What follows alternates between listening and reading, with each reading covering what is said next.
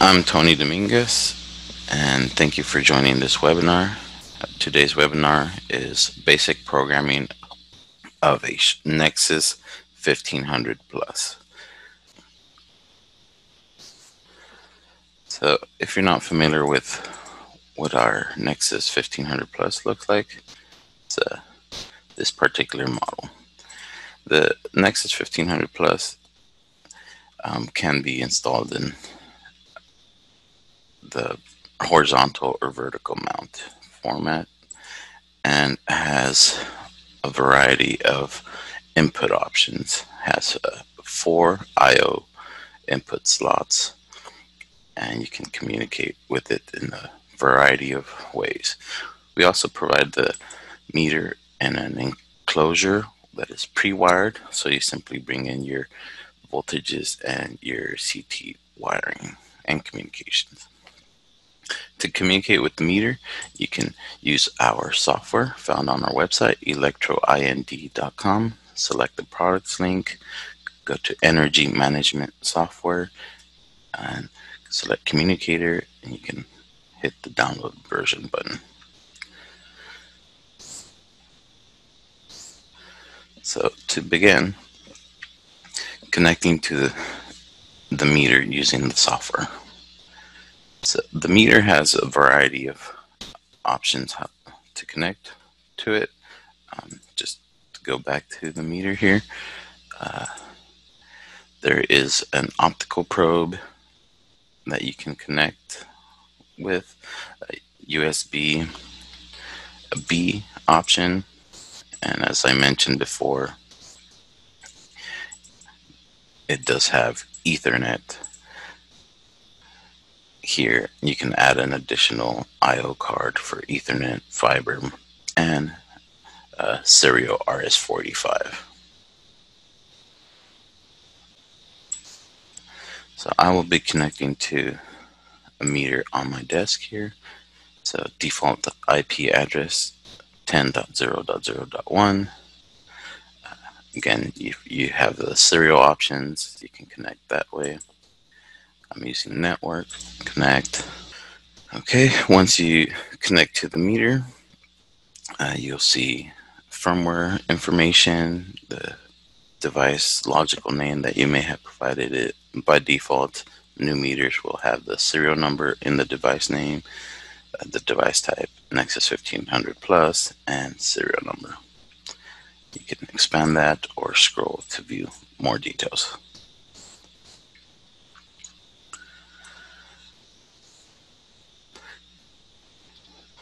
You will find on the main page, now you have various buttons highlighted that were not highlighted prior to connecting. So you can see they're grayed out there. I've connected now, so they're highlighted. Here in polling, you'll find various values that are live on the meter.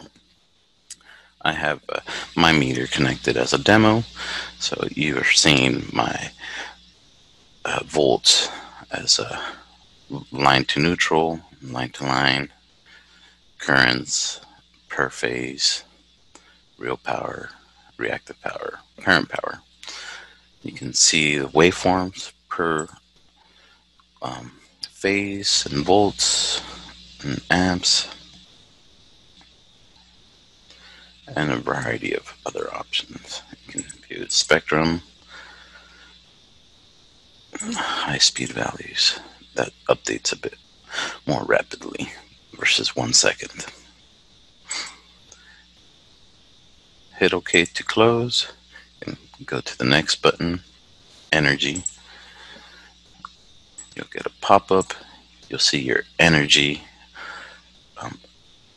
recorded on the meter. These are accumulated values and delivered or received in the 4 quadrants. You also have various other tabs here: cumulative demand, NV squared T, energy, uncompensated energy, Q hours. Okay. You have harmonics.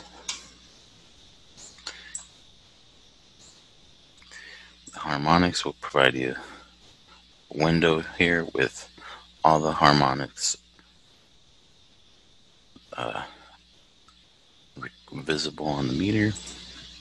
You can see per phase, currents, voltages. Select which values you wish to see. You can also see that in spectrum and waveform to give you a good visualization of the harmonics on your system line. Next, we can look at flicker. If your meter has flicker, or the 1500 has flicker, but recording capability if you're monitoring that. Instantaneous, short term, and long term. You can compare your base versus current frequency. Okay, you can view these options as well by simply going to the real time, and you'll actually find a lot more read values, the values that are being recorded by the meter or measured. You can find demand again. Here you'll see peak demand, thermal, block, rolling for watts and bars. Bars, volt amps, block, and rolling.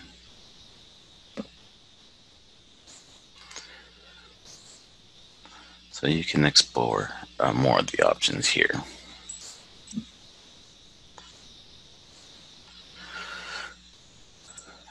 If you wish to reset your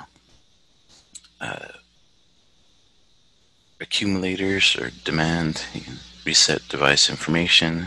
You'll get a pop-up. You can also reset your historical logs.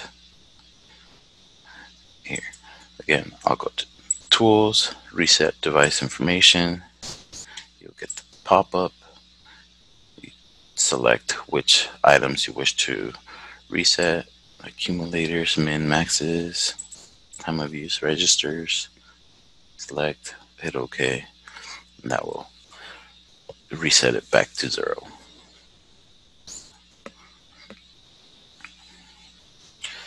One important thing that, or item that a lot of people forget, we manufacture our meters on the East Coast in New York, Westbury, New York. So our timestamp in the meter is currently West or East Coast. I'm in the West Coast, so you can retrieve the device time. I've actually previously reset this or set the meter time, so you can see. So to set the meter to your local time, you can set device time. You can manually set the time or use your PC time. Hit send. You'll get a pop-up time set.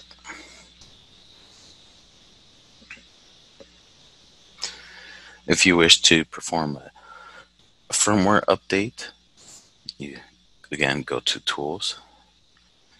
You go down to Firmware Update.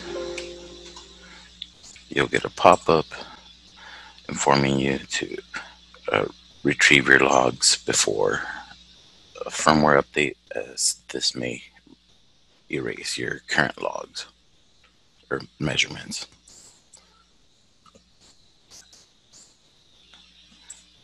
Once you hit OK, you'll get this window. You'll get to select where your firmware files are. You can have your firmware, a COM file, a DSP, and for LCD. The meter does have a touchscreen LCD that shows you your value, so that may also be upgradable. Once you select your file, it'll fill in username, password that can be provided if you don't have it, and simply hit select the start button, and your meter will begin updating the firmware, there may be a prompt. Okay. So again, there are many options under the drop downs here. For additional information, we may cover that in our advanced programming of the Nexus 1500.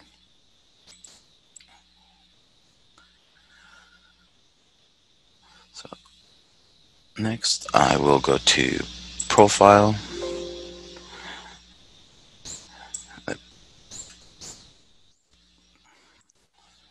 You selecting the Profile button or going to connect to the meter or retrieve profile. You'll get the device profile. This retrieves the current information on the meter. As you can see, you have various options here. You expand the general settings to get to the most important settings for your meter, which are your CT-PT ratios and system hookup. Without having the proper settings here, your meter would be producing incorrect measurements.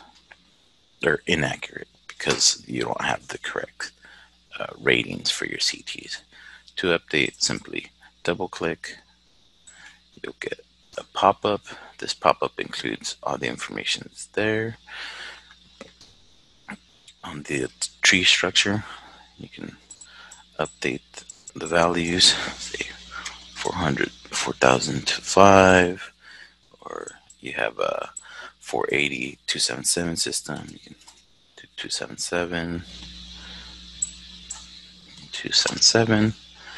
Again, this is if this is a Y hookup, you want to have your line to neutral configuration.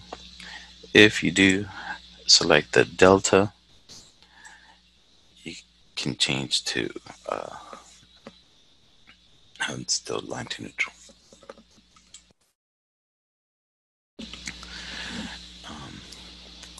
On other meters, you would change it to line. So again, you can change the hookup per your system wiring in the hookup section, and you can see the operational frequency of the meter.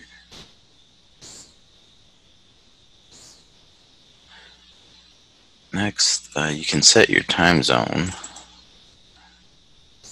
Again, as I mentioned, the meters were configured on the East Coast in New York.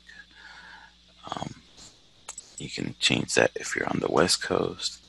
Say, for example, Washington be -8. If you did have daylight savings going, you can select auto, user defined. You set the begin date and end date. We also have clock synchronization capability, line or iRigB, etc.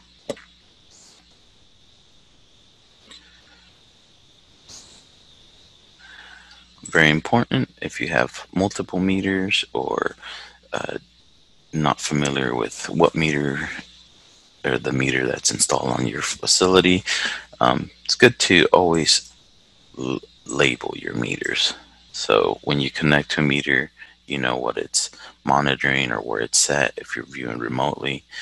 Meter designation, again, by default shows the serial number, but you may be monitoring facility A, for example, or MSB. You want a logical name that represents what is being monitored by your meter. You can also select the power direction here, which quadrant is what, if you're received, delivered, based on if you're a generator load facility. Power factor.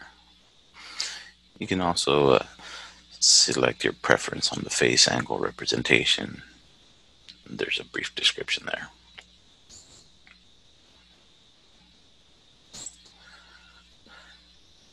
Communications. So in communications, you see limited list here, but double click, you'll get a pop-up that is a bit more substantial. This does have your serial options across the board here, default addresses, and you can modify what protocols you wish to communicate through those ports. One great thing about the R1500 Plus, you can select the meter to do various different communication styles. Say, for example, you have serially connected meters at your facility, and then you are only able to extend Ethernet to 1 meter. You'd want to make it to this meter, and you set your Ethernet gateway. You'd connect physically to this meter, but when you connect using the software, the device address, each meter that is connected serially would have a unique address. That way you can see all your meters on your network through 1 meter, or through the Nexus 1500. Here you can apply your network settings. This particular meter has a second I/O card with a network capability as well. So you set that IP address here. You can view advanced settings for the network cards. They're independent, so you can set different network IPs. You can enable, disable web servers. I will cover the web server briefly after.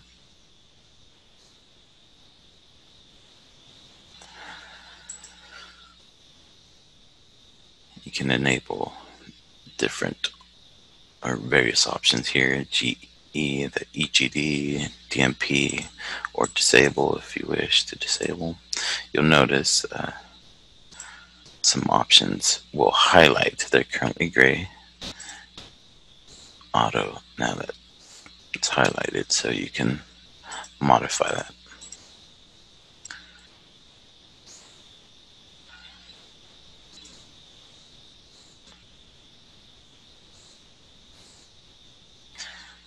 So depending on your needs, we have various options for you to enable or to disable, also per your security requirements for your facility.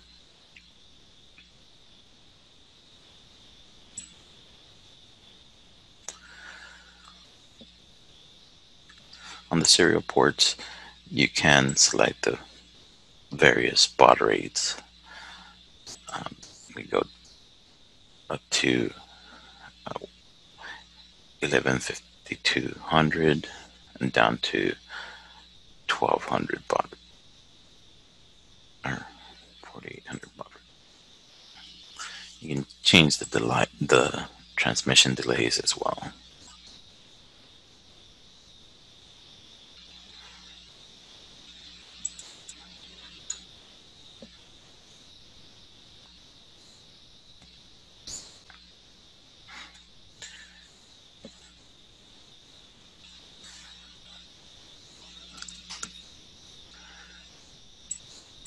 So that covers the majority of the settings in the general settings. You do have a DMP capability on this meter, so you can have a custom Modbus map.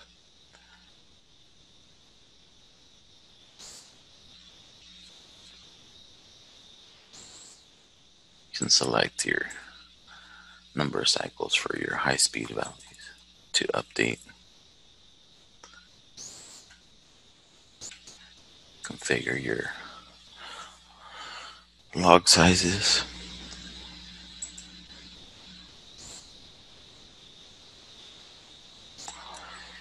And the next field is revenue and energy settings.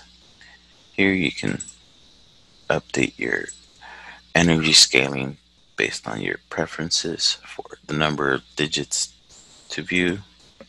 You can default 8 with 2 decimal places with a maximum of 9 digits.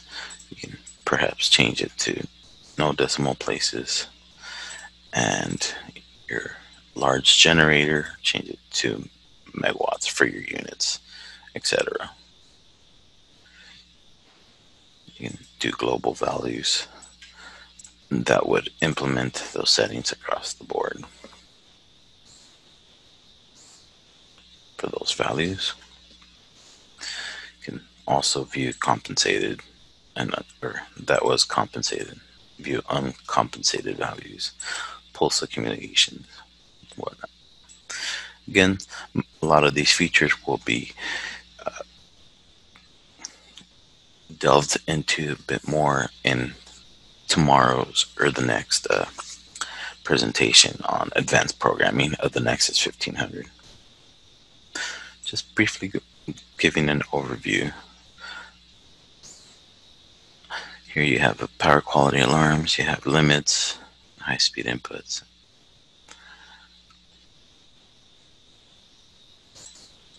Training profiles. You select your logs. The intervals tell you, you select how often to record the values, and in the logs you get a pop-up, you select which values to record.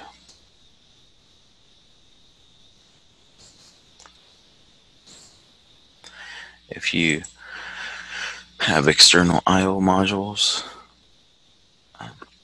you would do your configuration here. Option cards. The meter has, the particular meter that I have has digital inputs and relays. You can double click and you configure the settings.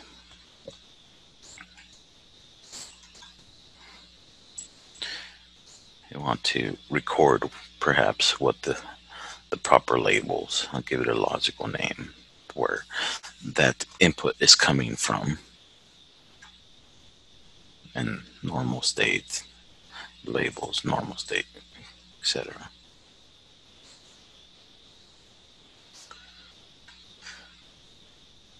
So that covers my basic introduction of the meter configuration. As I mentioned, briefly show you the web server. Here you'll see the various values that are found on the meter through the software, but on a web page, simply input the IP address of their meter and you'll be reading live values from the meter. Again, that will be covered further in detail in the advanced programming of the Nexus 1500.